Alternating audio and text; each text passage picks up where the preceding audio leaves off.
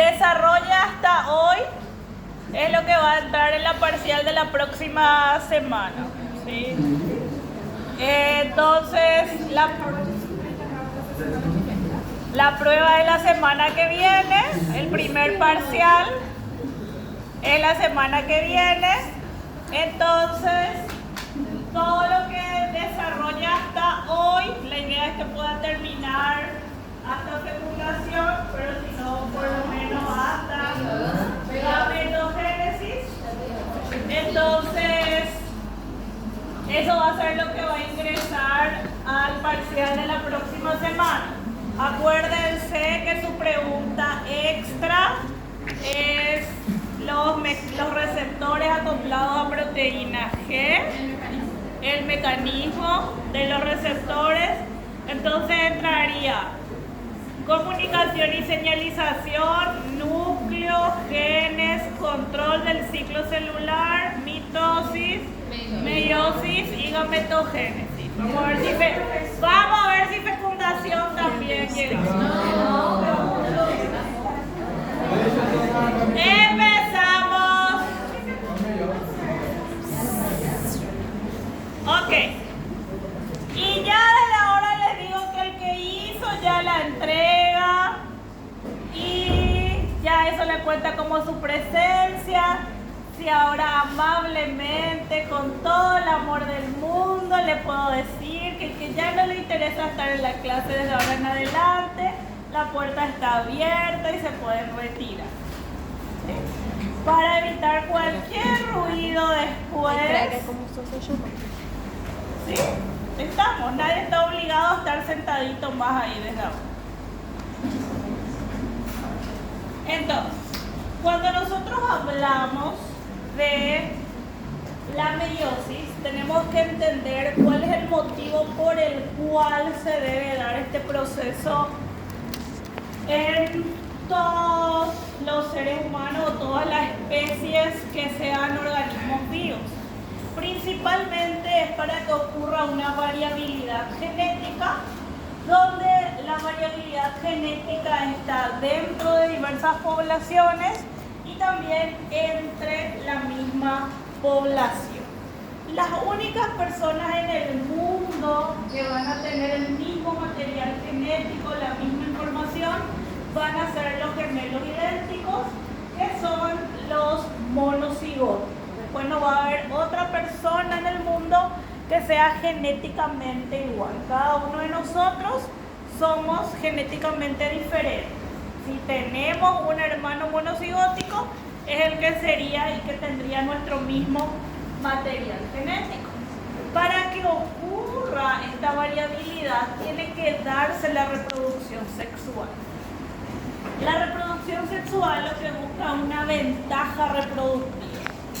Entonces, en cada nueva generación que se va formando, lo que deberían de pasarle los progenitores a los hijos son los genes que tienen mayor posibilidad de adaptarse y desarrollarse en el medio ambiente en el que se encuentran.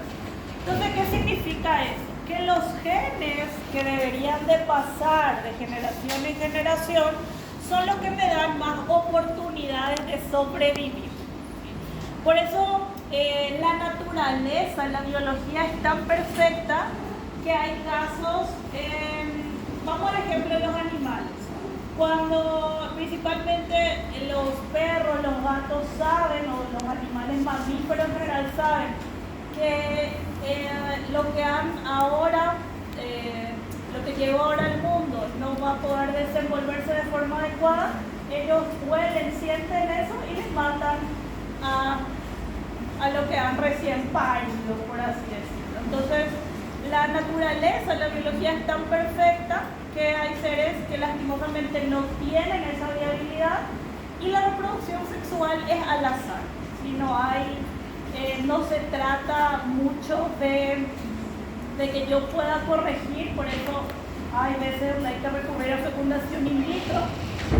Y es importante que los padres, cuando el niño desarrolla alguna patología, entiendan que no es culpa de los progenitores, ¿sí? que la genética realmente es una recombinación de secuencias completamente al azar. No hay forma de que yo pueda controlar eso dentro de, a no ser solamente en un laboratorio. ¿Sí? Entonces, la reproducción sexual se da en 3 fases y lo primero del ciclo de la vida sexual implica la formación de los gametos haploides. Esa formación de gametos se divide en espermatogénesis y ovogénesis, donde nosotros vamos a tener una célula que es 2N. Esta célula primero se va a duplicar para obtener 4N y que esto me genere 2 divisiones en donde vamos a obtener 4 células N. Estas 4 células que van a ser haploides, en el caso de la espermatogénesis, las 4 son funcionales, las 4 tienen la misma capacidad de hacer los procesos de fecundación. Pero en el caso de la ovogénesis tenemos un solo ovocito que va a ser el funcional y los otros 3 son conocidos como cuerpos polares y se van a desintegrar. Lo que se busca al generar estas células haploides es que luego 2 haploides son las que se van a juntar para nosotros poder obtener una diploide que sería el cigoto. Y de este cigoto, de esta estructura común, es la que van a empezar a reproducirse las demás células para generar los tejidos, los órganos y poder generar ese órgano y por ende ese ser vivo. Entonces la meiosis es una división, es un proceso celular bastante especial donde lo que se va a buscar es que seguidamente del periodo de la interfase nosotros tenemos la interfase en la meiosis, el proceso de interfase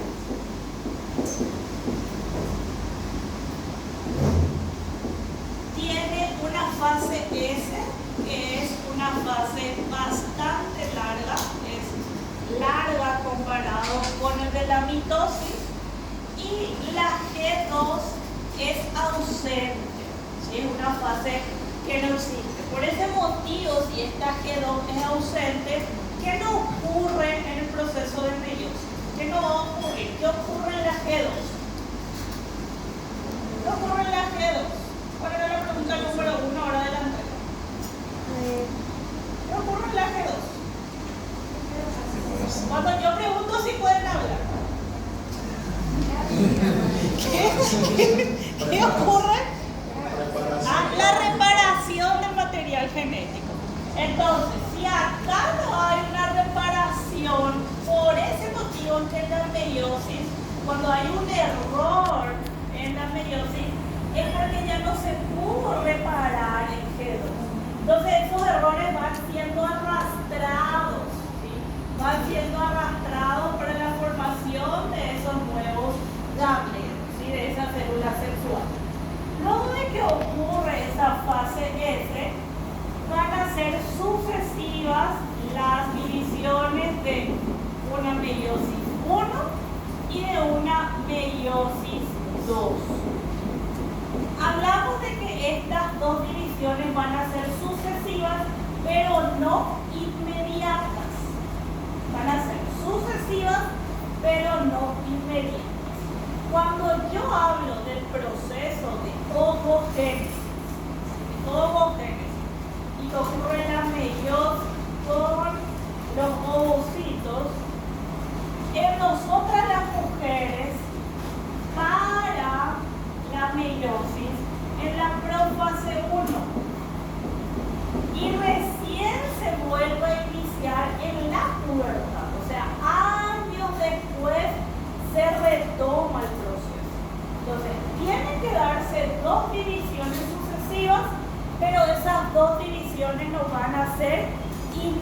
inmediatas.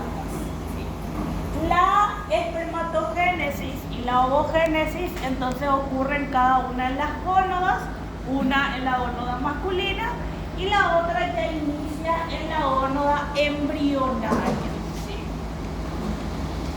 Entonces acá podemos ver que en el caso de la espermatogénesis, que después vamos a hablar específicamente de ella ocurre en el inicio de la pubertad masculina y ella depende de la producción de la concentración de testosterona.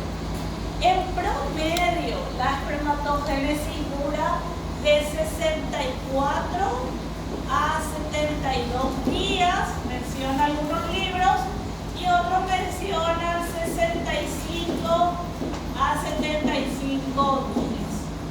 La duración está directamente relacionada a la concentración que haya de testosterona. Mientras mayor sea la concentración, menor días, ¿sí? Mientras menor sea la concentración, mayor sea la concentración, menos días y menor concentración, más días. Nosotros vamos a hablar que en el periodo de espermatogénesis va a ocurrir una célula germinal. Esta célula germinal va a producir un proceso de diferenciación, donde esa diferenciación va a generar que esta célula sea capaz de entrar en el periodo de interfase de división celular. Entonces, si ella entra, ella va a tener acá 4N y esta 4N es la que va a entrar en la meiosis 1 para generar primero células diploides en la meiosis 1 y que estas células de vuelta entren a meiosis 2 y tengamos 4 células completamente iguales. La meiosis 2 da como resultado una estructura que se conoce como espermátides. Estas espermátides tienen material genético y tienen material citoplasmático en la misma proporción. ¿Sí? En la misma proporción tiene cada una de ellas citoplasma y material genético. En el caso de la ovogénesis dura años y ella inicia en el tercer y séptimo mes de vida intrauterina. Y en la ovogénesis tenemos nuestra célula, pero esta célula en la primera división meiótica me genera un primer cuerpo polar y me genera un ovocito, ¿sí? Un ovocito 2. Este cuerpo polar que se forma de primer cuerpo polar es un cuerpo polar que va a dividirse, que va a ingresar a meiosis 2 y va a generar otros 2 cuerpos polares. Y este ovocito va a generar un ovocito igual, del mismo tamaño, pero va a generar el segundo cuerpo polar. Por eso es que en la ovogénesis tenemos un solo ovocito, que es el ovocito 2, que es funcional. Los otros no reciben el nombre de ovocitos porque no tienen, mejor dicho, material citoplasmático.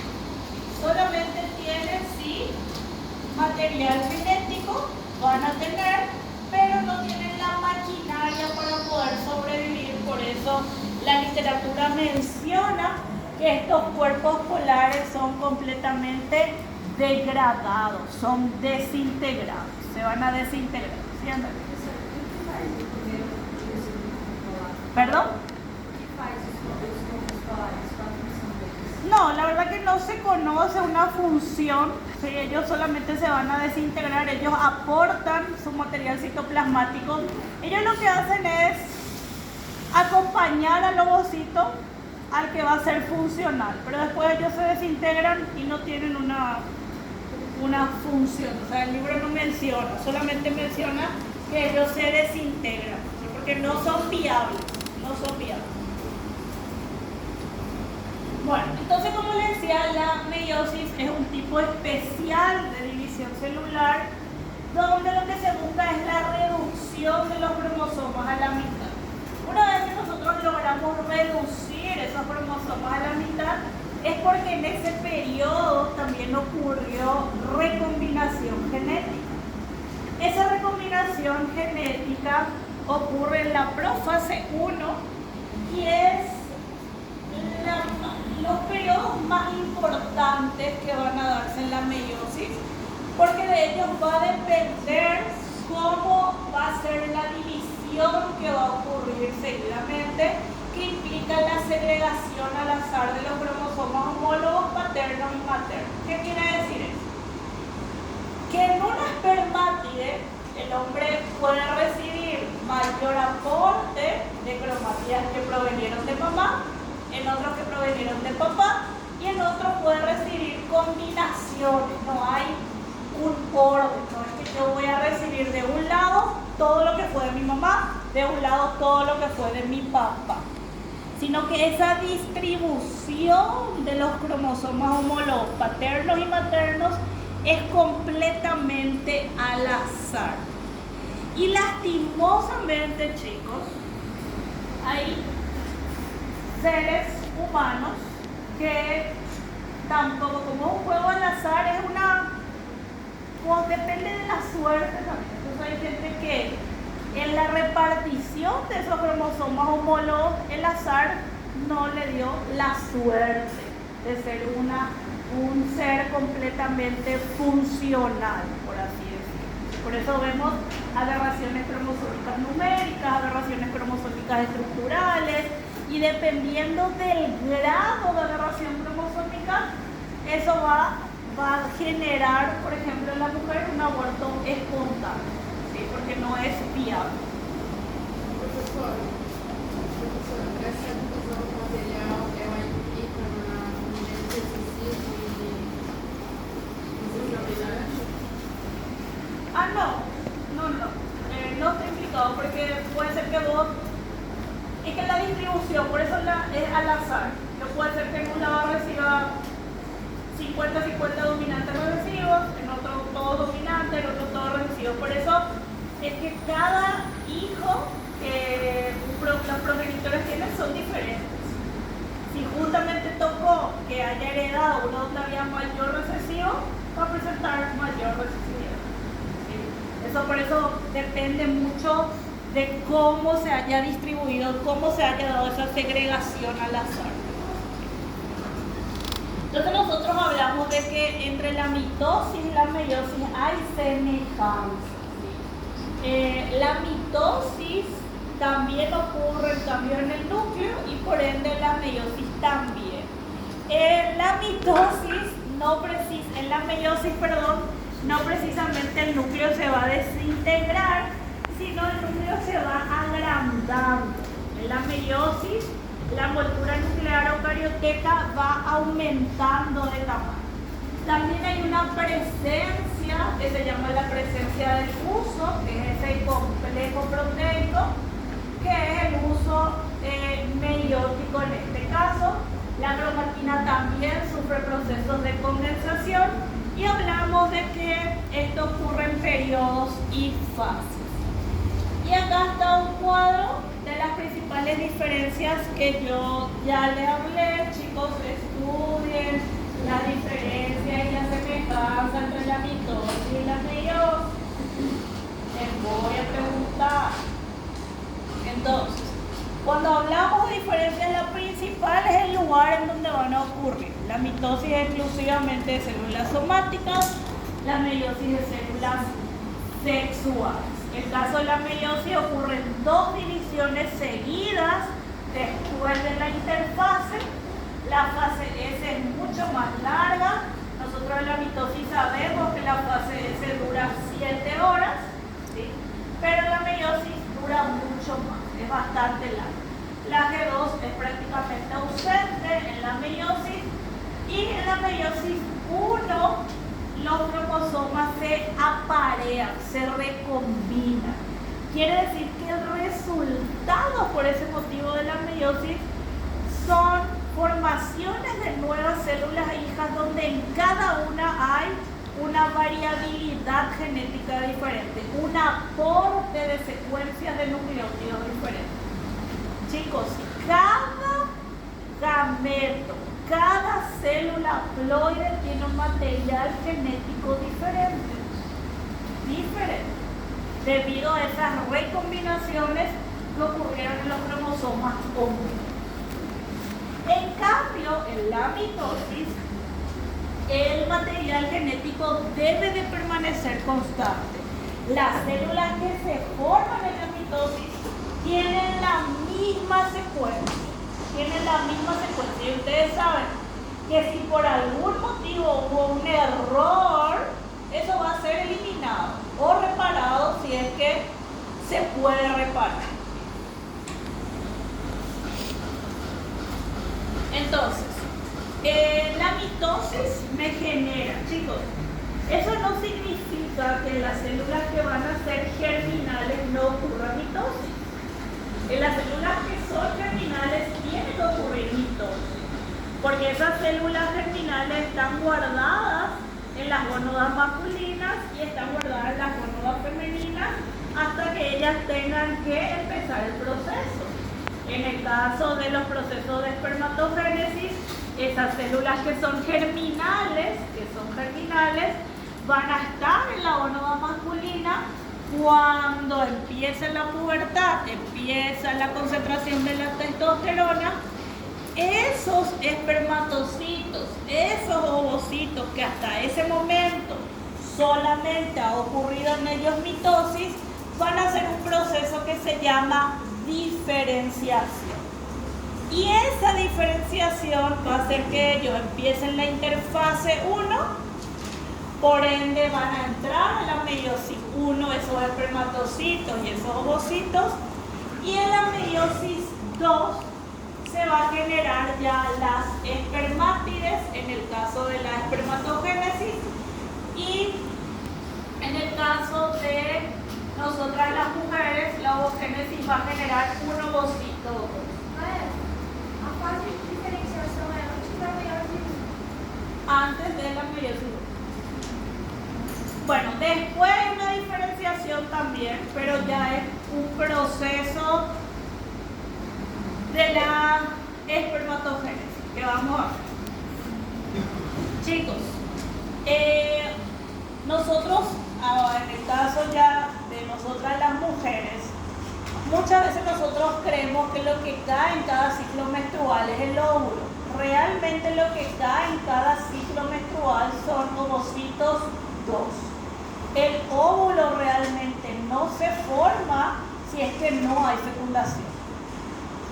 Entonces, en cada periodo de ovulación, lo que nosotras perdemos es ovocitos 2. No es un óvulo. Realmente el óvulo no se forma, solamente si hay fecundación concluye la meiosis 2 en nosotras las mujeres. Y ahora vamos a ver. Entonces acá empieza.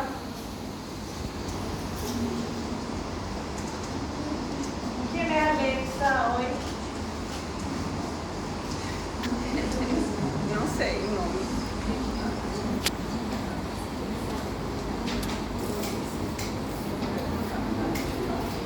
Gracias.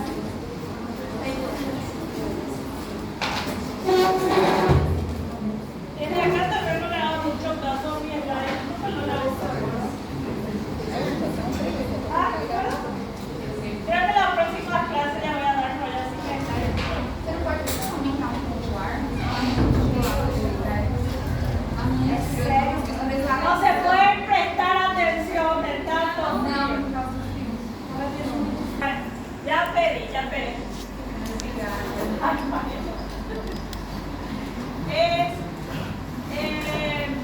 Entonces,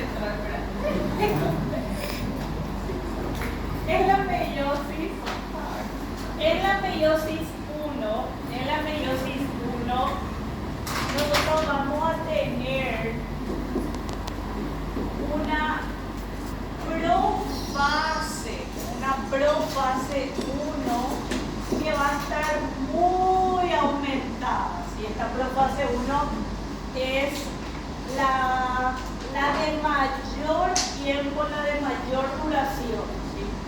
Esa va a ser la principal diferencia que hay entre meiosis 1 y meiosis 2. Esta profase 1 se encuentran 6 fases dentro de ella.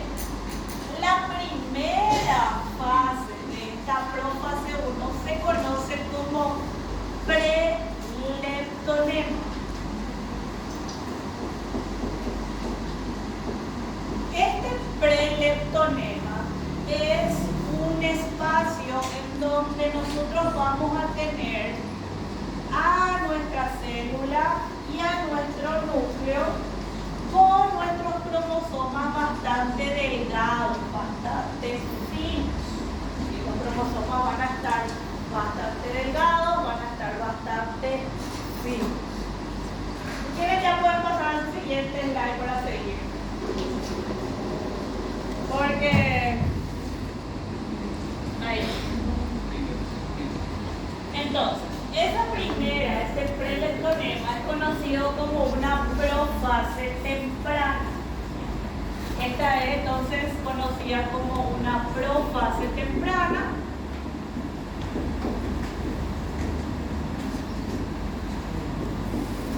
Donde nosotros vamos a obtener estos cromosomas completamente delgados, completamente finos. ¿Qué quiere decir? Que estos cromosomas no son visibles. No son visibles. Este preleptonema va a dar inicio a lo que nosotros conocemos como leptonema, que sería también parte de esta profase 1. En este leptonema lo que caracteriza es que el núcleo se empieza a agrandar. Este núcleo empieza a aumentar de tamaño porque nuestros cromosomas van a empezar a condensarse un poco. ¿Sí? Entonces ellos acá empiezan a ser visibles.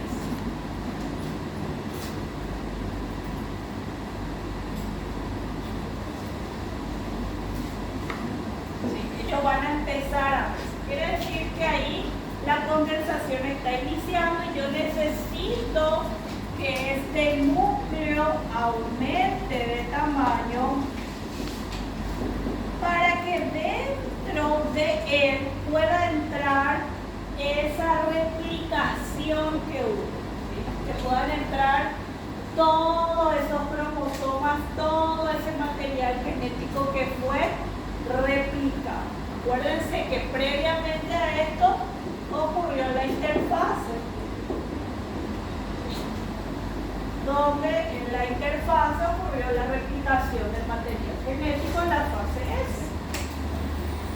Una vez que ocurre el leptonema, va a aparecer la tercera etapa que se conoce como cigonema.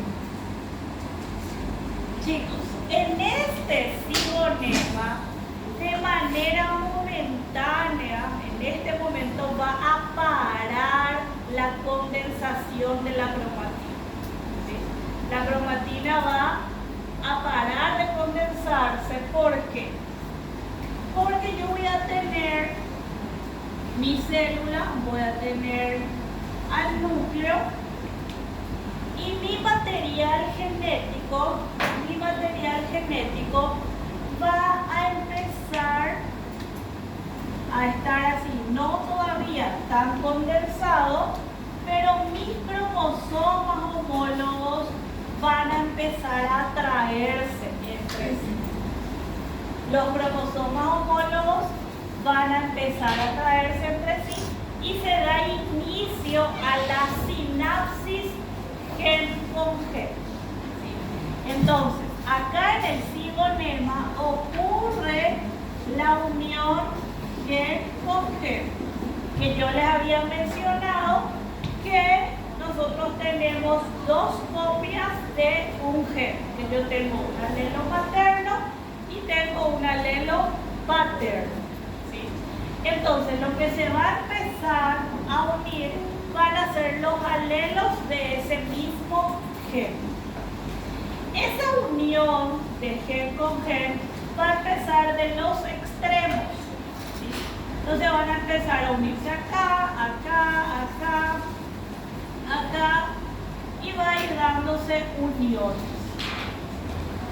Esto que se forma, recibe el nombre de complejo sinaptonémico. ¿Sí?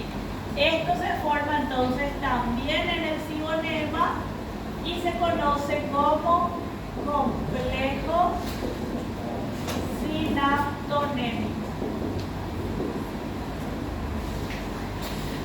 Este complejo sinaptonémico es un montón de proteínas, es una estructura proteica que tiene la principal función de unir, de fijar a mis cromosomas homólogos. Este complejo sinaptonémico entonces crea una placa de fijación.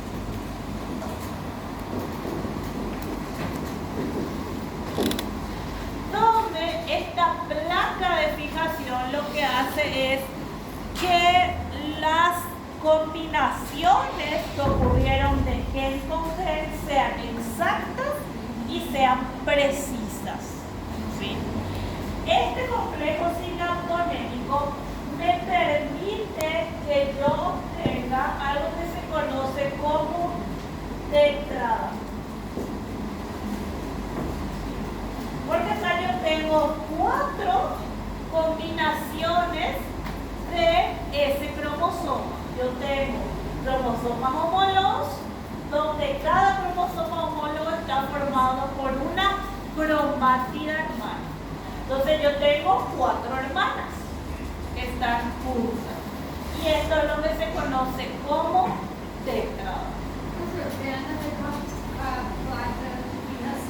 Sí, la placa de fijación es igual que el complejo sinaptonémico. ¿Sí? Y esta tetrada se forma gracias a la placa de fijación. ¿Sí? Gracias al complejo sinaptonémico. ¿Sí? Entonces, cuando nosotros nos referimos al complejo sinaptonémico, nos referimos a que ella forma una placa para fijar a los cromosomas en ese lugar. Y como les dije, ahí tiene que parar ese proceso de condensación del cromosoma para que se pueda formar esa placa, para que ocurra la estabilización de los cromosomas homólogos, para que los cromosomas homólogos se queden por un momento quietos, ¿sí? Inmóviles.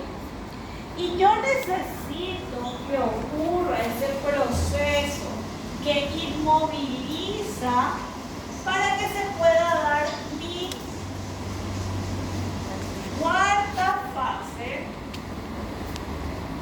que se conoce como diplonema. Mentira, paquinema. Yo ya me adelanté una fase. A la fase en la que se conoce como paquinema. Este paquinema lo que va a hacer es seguido del cigonema. Este paquinema lo que nos va a obtener es un proceso que es conocido como process order. Es donde va a ocurrir el entrecruzamiento. Tienen demasiado frío y dicen que por eso no me prestan atención del frío que tienen. Pode mexer na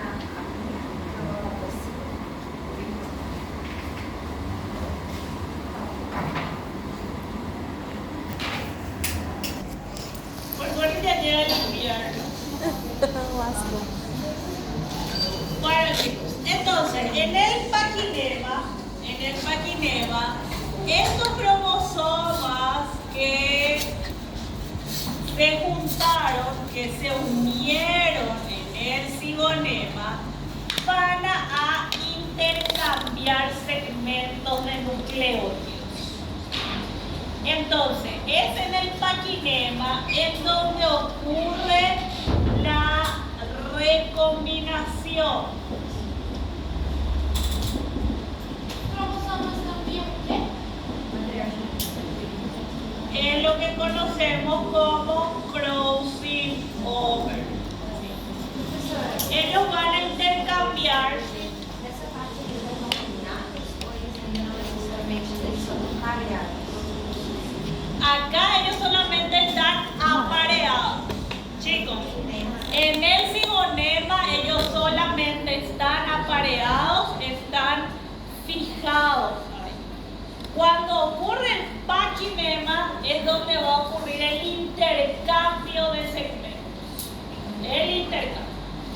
Ese intercambio de segmentos en seres humanos, claro, seres humanos, solamente ocurre de 2 a 3 intercambios. ¿Qué quiere decir eso? De 2 a 3 recombinaciones. Chicos, y solamente se recombinan las cromátidas hermanas que están unidas. ¿Sí? No se recombinan las que no están unidas por ese complejo sinaptonémico. Quiere decir que lo que nosotros vamos a obtener entonces de esto, lo que nosotros vamos a obtener es uno en donde se va a mantener completamente el segmento, no va a ocurrir recombinación, y en el otro sí va a ocurrir de 2 a 3 recombinaciones. ¿Sí? Entonces acá supongamos que ocurrieron 2 recombinaciones. Y en el otro vamos a obtener otro segmento completo, ¿sí? Y otro donde va a ocurrir esa recombinación que pudo haberse dado de 2 a 3 segmentos. ¿Sí? Entonces, esta es la recombinación que nosotros vamos a obtener. Esta recombinación ocurre en el intercambio de segmentos donde todavía nuestras cromátidas hermanas, nuestros cromosomas homólogos están unidos, están juntos. Lo que ellos hicieron fue intercambio de segmentos. Sí, ocurrieron intercambio de segmentos.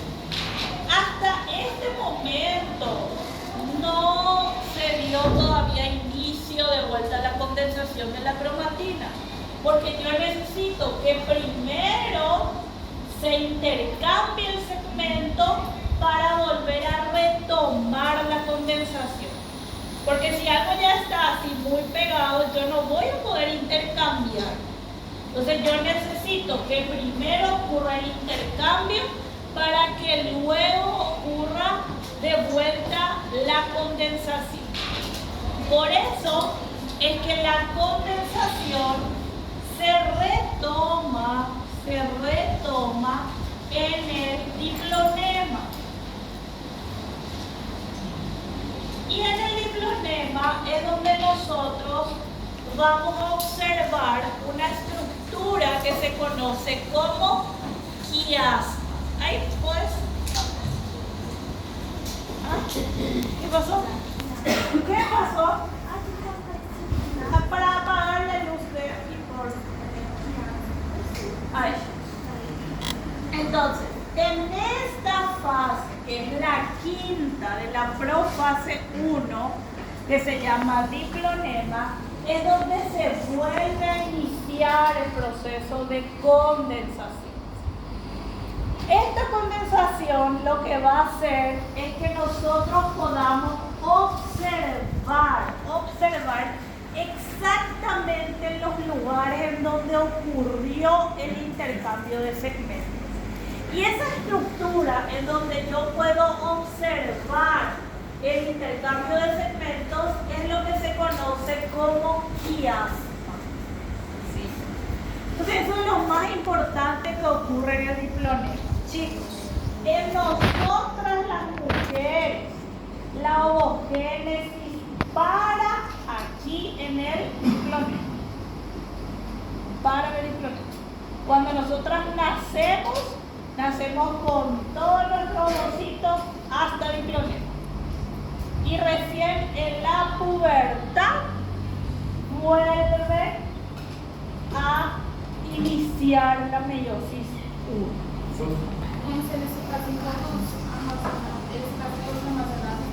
Quedan almacenados dentro de los folículos. ¿Dónde ocurrieron crossing over? ¿Sí? Entonces los quiasmas son puntos, lugares donde ocurrió el crossing over, donde ocurrió el intercambio de segmentos. Entonces en el laboratorio uno puede ver exactamente qué se pudo haber recombinado con qué si uno para en ese lugar la meiosis. Y la diacinesis ya es la última fase donde, chicos, lo más importante de la diacinesis es que el nucleolo se desintegra. Si el nucleolo en la diacinesis se desintegra, ¿qué es lo que va a dejar de ocurrir? La generación de ARN ribosómico, por ende ya no va a ocurrir proceso de transcripción y la síntesis proteica va a disminuir.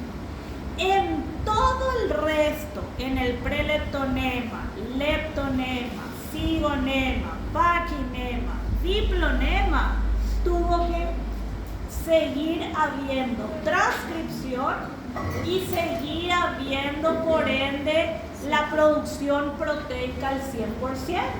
Y más en nosotras que ese diplonema para y recién continúa después de varios años. Y de esa manera se logra mantener a esos ovocitos.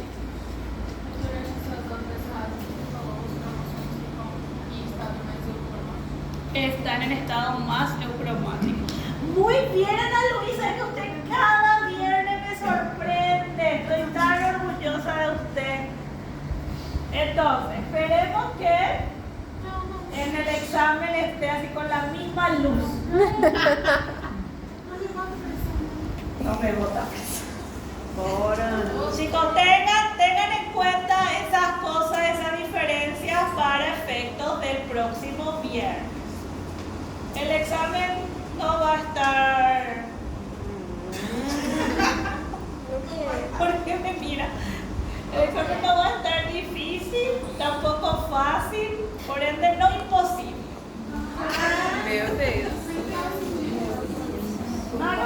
No sé. Vamos a ver hasta dónde llego. Ay, Carlos. ¿Por qué? Está igual que el examen. Bueno, luego de eso empieza ya la prometafase 1, chicos, donde desde acá ya es igual a la mitosis. En la prometafase 1, se desarma la envoltura nuclear. La estructura del fuso meiótico es la que va a invadir completamente al núcleo. Se conectan los cinetocoros, en la metafase se alinean en el plano ecuatorial los cromosomas homólogos. En la anafase empiezan a irse hacia los polos esos cromosomas homólogos, y en la telofase 1 es lo que nosotros tenemos división total de cromosomas homólogos que termina claramente con un proceso de citocinesis, ¿sí? Con la distribución equitativa de material citoplasmático, ¿sí? Y la meiosis 2, chicos, para que inicie la meiosis 2, mis células van a entrar previamente en una interfase.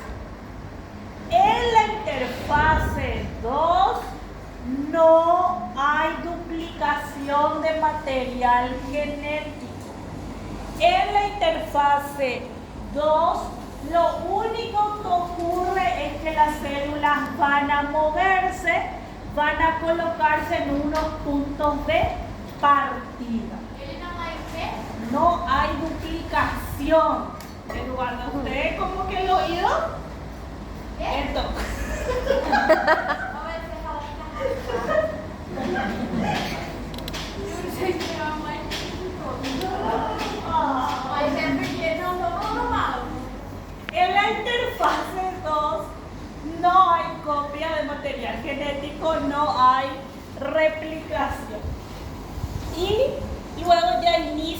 la profase 2. Chicos, en la profase 2 mis cromosomas están completamente condensados.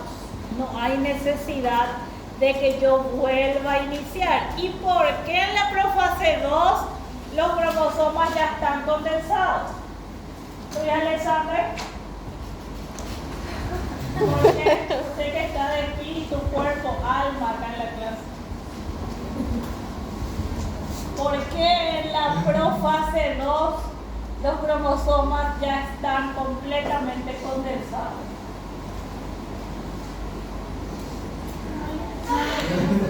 Ana Luisa, usted que es una luz en la clase. Na interfase 2, a gente já não vai ter mais meiose nem cópia de DNA. Muy bien, Ana Luisa, porque no hay copia de ADN. Entonces no hubo necesidad de hacer más fina otra vez. No, ya no ocurrió replicación. Entonces, si no ocurre. Na interfase 1, Entonces, a se gente não vai copiar há- a cópia do DNA. Então, os cromossomos eles não se reproduzem. Aí entra a prófase, onde eles já estão completamente condensados. Muy bien, Ana Luisa.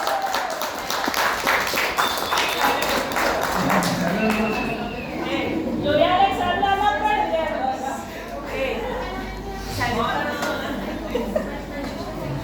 Mi próxima ayudante de cátedra está acá.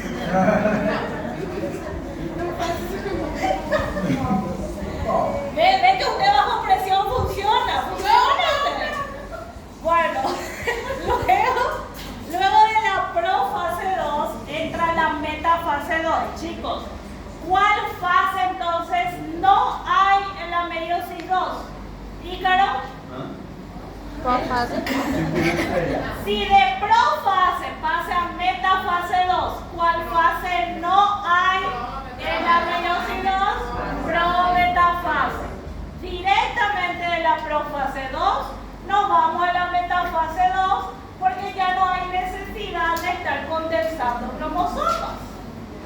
Entonces directamente se entra a metafase 2 donde se coloca en una zona ecuatorial. Tengan mis corazones, cuidado con esta diferencia, que puede ser así una caída en el examen.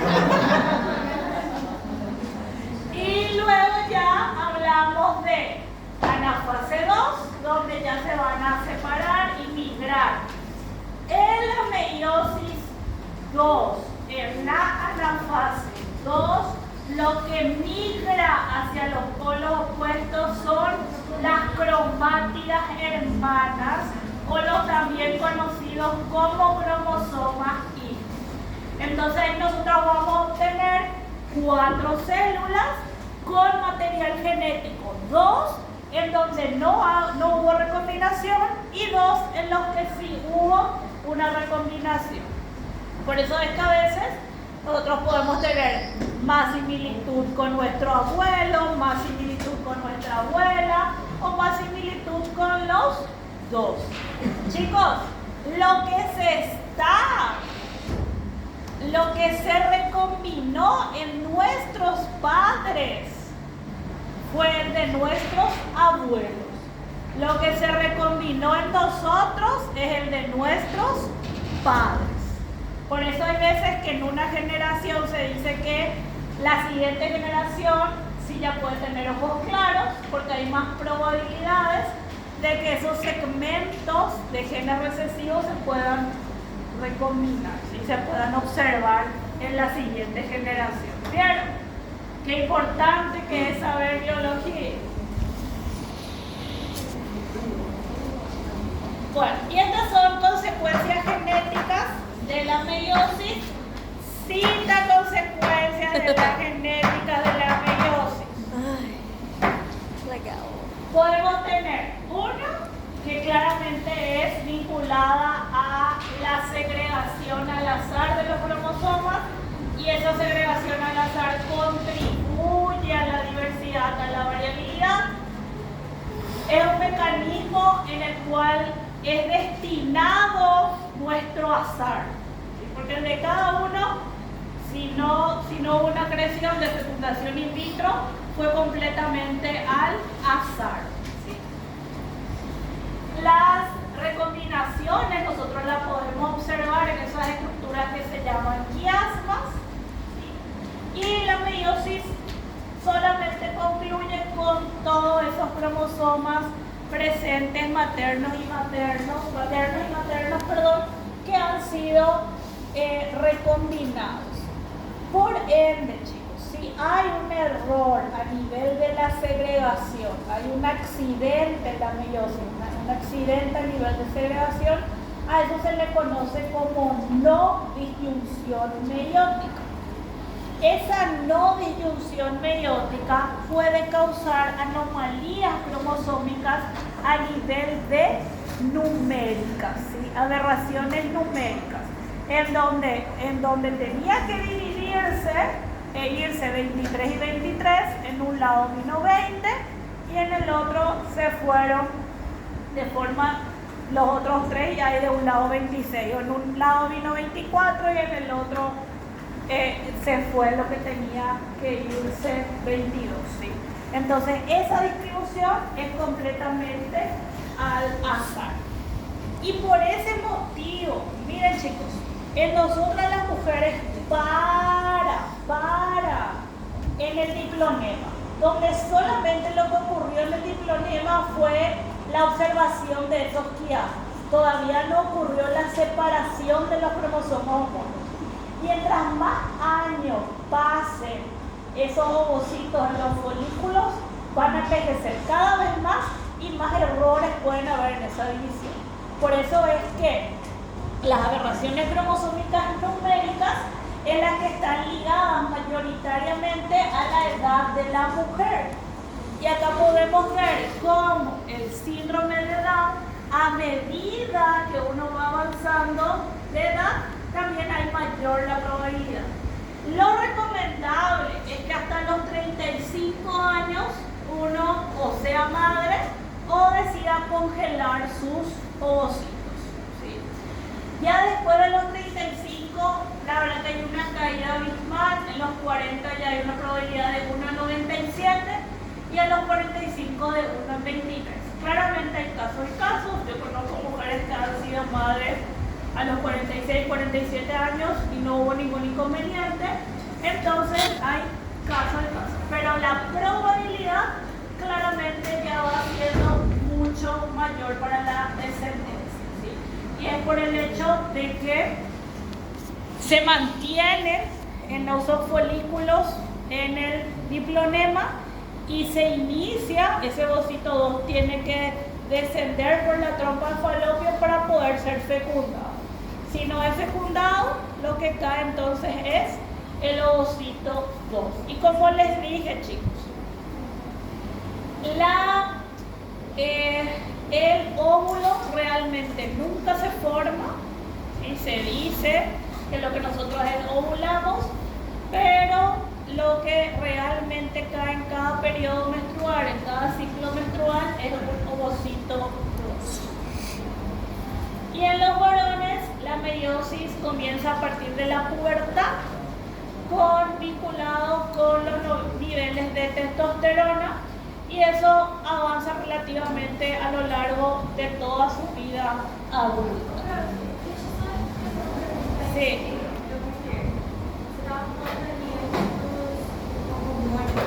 Sí.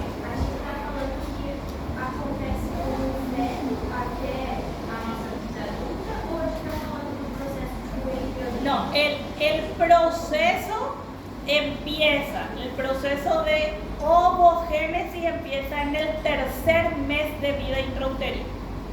O sea, en la semana número 12, si el feto que se formó, si el embrión que se formó es XX,